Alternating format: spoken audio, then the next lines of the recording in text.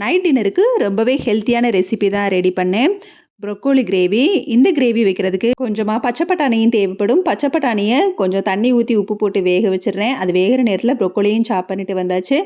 பச்சை பட்டாணி வெந்ததுக்கப்புறம் அது கொஞ்சம் நேரம் சூடு ஆறுறதுக்குள்ளே வெங்காயம் சாப் பண்ணிவிட்டு பச்சை பட்டாணி சூடு ஆறிடுச்சு. அதோட பட்டை, ஏலக்காய், மிளகாய்த்தூள், மல்லித்தூள், மஞ்சள் தூள், கொஞ்சமாக லெமன் சாறு, அதோட சீரகத்தூள் சேர்த்து நல்லா அரைச்சிக்கலாம். முந்திரி பருப்பு இருந்தாலும் சேர்த்து அரைச்சிடலாம்.